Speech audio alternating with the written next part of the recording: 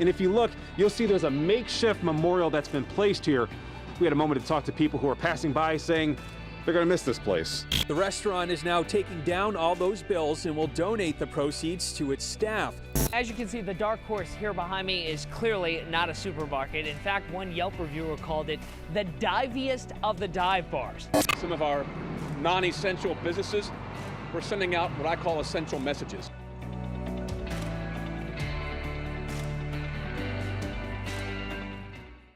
It was so good. It was like that place you went after getting really drunk in Oakland. You just would go to the O, get a huge bag of fries and just demolish them all. It's very popular. It's been around forever, 60-something years. I think since 1960, if I'm not mistaken.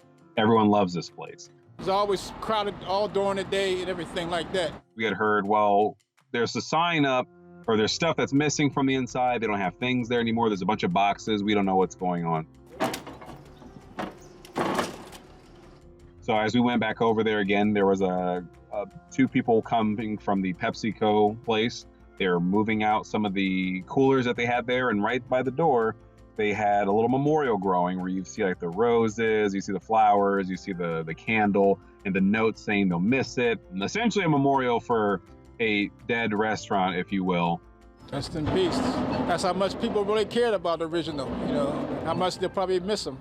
So there were a bunch of potatoes in boxes that were there, and that's what we wanted to know. Well, it turns out that was given to a local organization who was going to be delivering it to food banks. We're not sure if any other food was going to this. We just know that the gentleman who was moving the potatoes from point A to point B said, hey, I went to church. They said, we need some help moving these potatoes to a food bank, and they did it. It's incredible because he could have sold it. I mean, he could have done something different with it, but he just said, you know what, for the kingdom and for God, you know, get it to the people that need it. We tried reaching out to the owner. I didn't want to talk on camera, you know, understandable. He probably just a little shy. If there's a place in your local community, I would just see how they're doing right now. I mean, clearly this place is going through something. I think all signs would point to that perhaps COVID-19's impact has hit them as well. We obviously can't definitively say that until we actually hear from this person, but check on your local businesses, especially the ones that have been around for a while, because you never know, they may not be there. Across the United States, small businesses are hurting right now. So to see another small business at that one that had been in there for half a century plus, just hurt a lot of people. I came over here and sat here and I just looked up, sounding cliche or corny. I kind of had an epiphany. Unfortunately, a lot of these restaurants had to let go a large chunk of their staff.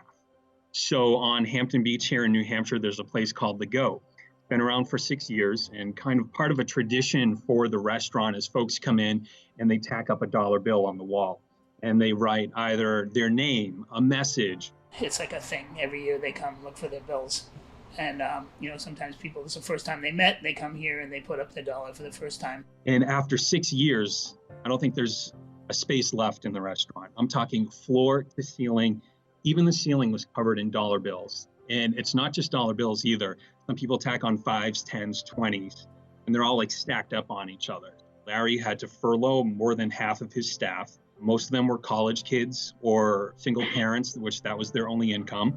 He was allowed to keep maybe a handful of people on for takeout, but he had to furlough the rest. He was in the restaurant just trying to think of ways to help these people out. They filed for unemployment, but they weren't really getting a lot or as much as they were used to. And he said, how can I start a fundraiser for these people?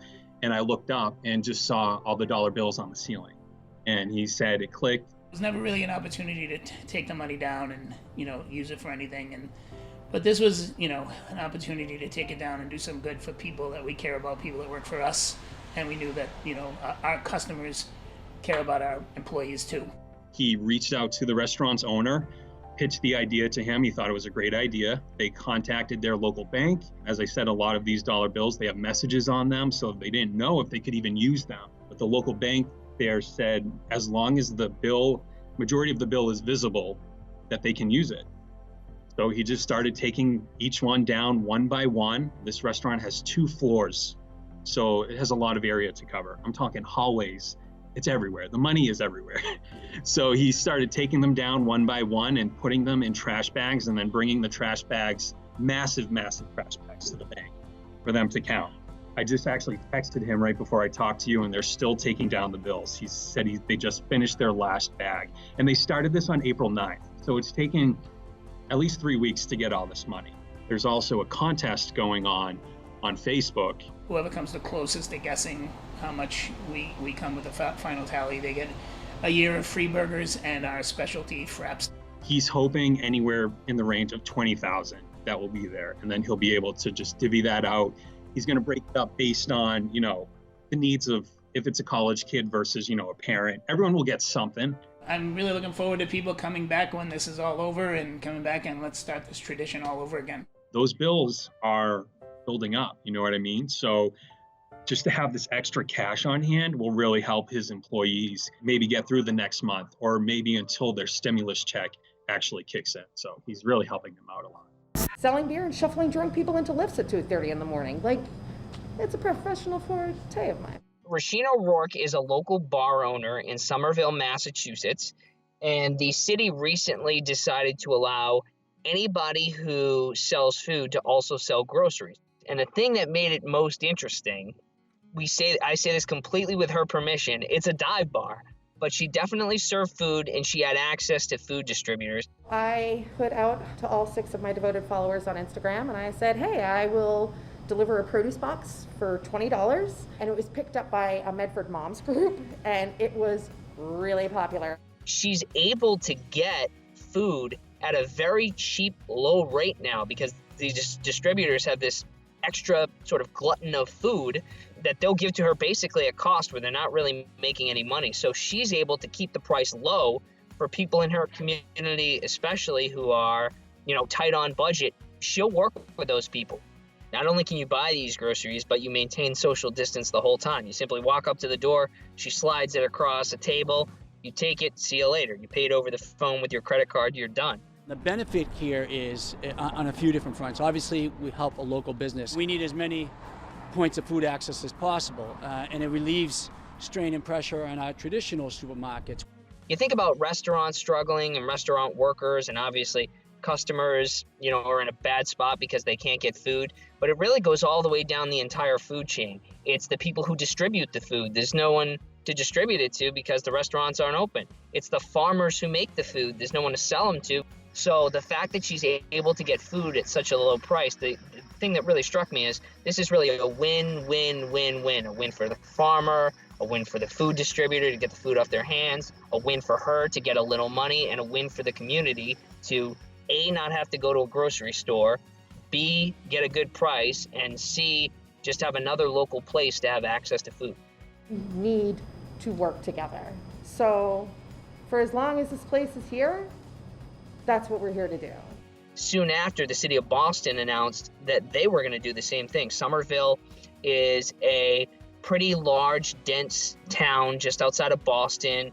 This idea spread to Boston, and Boston's mayor actually held a press conference late last week thanking the mayor of Somerville. And it shows that it's important for us to continue to work together as a state, as cities and towns all across Massachusetts. They came up with a bunch of guidelines, on social distancing, like I said, packaging, labeling, and Somerville shared those with Boston, and that allowed Boston, obviously a much bigger, major global city, to take this on in their restaurants as well.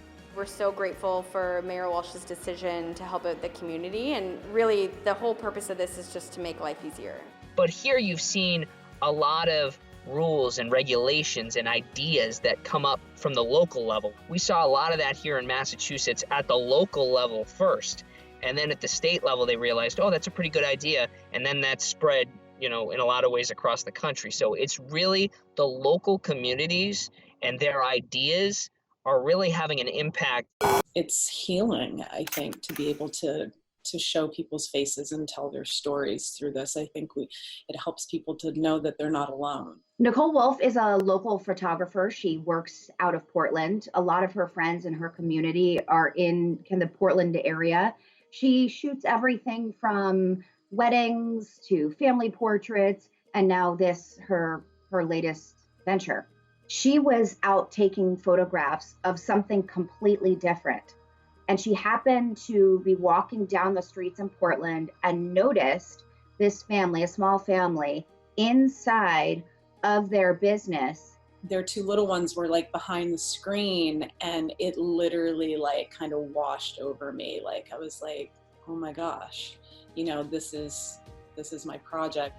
Behind these closed doors, this is this family's livelihood and probably dream to start this business. And how well that this tells the story. I really felt like I wanted to do something to tell a story. I'm a storyteller, you know, and taking pictures of people is what I love to do the most. The response among the business owners and the community has been overwhelming. Just in a couple of days, she got 75 phone calls from businesses wanting to be photographed.